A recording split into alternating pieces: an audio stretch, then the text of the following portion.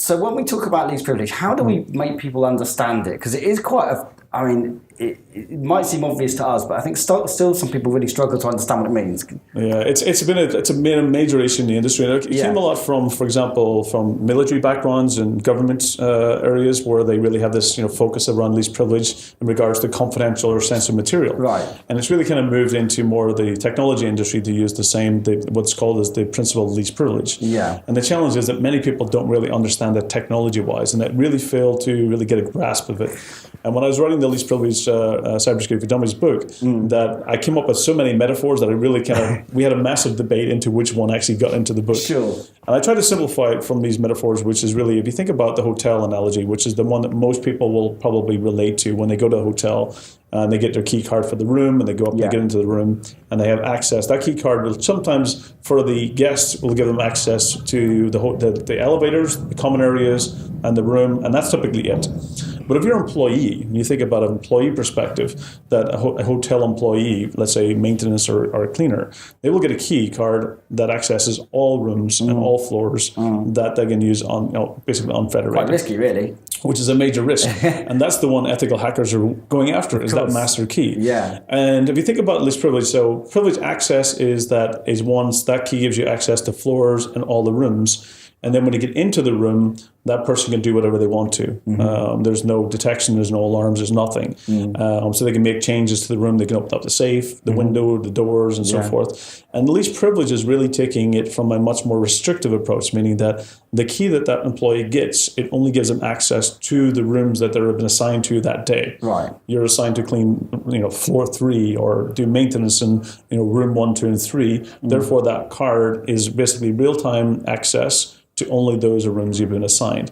The next part of that, so that's privilege access. That's what you're getting into, privilege access. The next side is that least privilege. Once you're inside the room, you may not be allowed to do certain actions or tasks. You may have trusted or untrusted, let's say, policies. So I may be able to open the safe and turn on the TV, but I'm not allowed to open the window because the window will weaken the security of the room. Understood. So least privilege is really there to enable you to do the minimum amount of tasks to do your job without decreasing, let's say, the security that you've got and increasing the risk over the overall employees' access.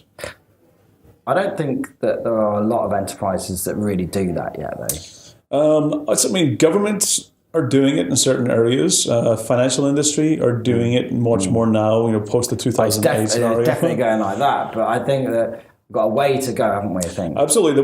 A lot of the reasons was that people, failed because they were pushing the complete opposite, and that they were removing all access, and therefore it became a much more ineffective approach because people couldn't do their jobs. Yeah. It increased help desk calls. It meant that people couldn't, install printers and change Wi-Fi access or change the date and time.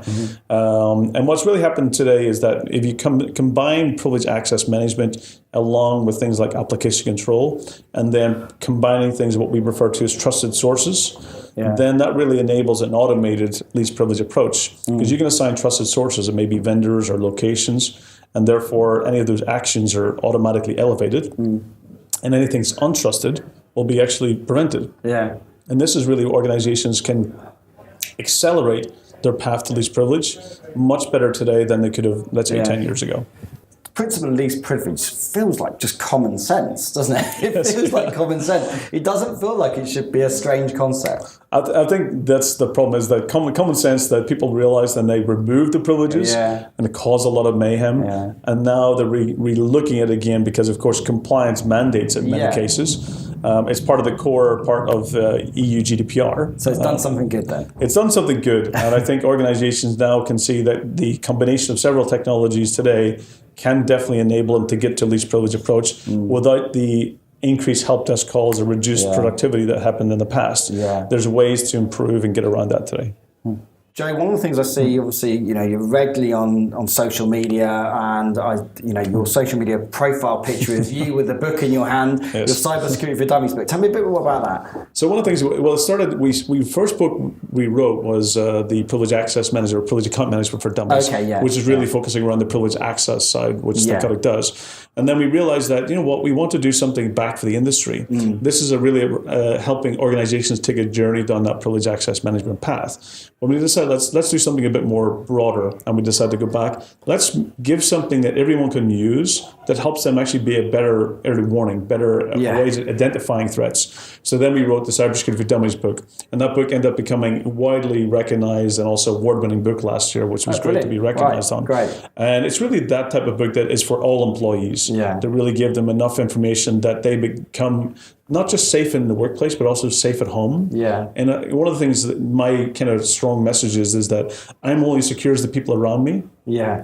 The network that I keep, my colleagues, my friends, my peers, my family. Yeah. And therefore, the more we make them secure, the more secure we become.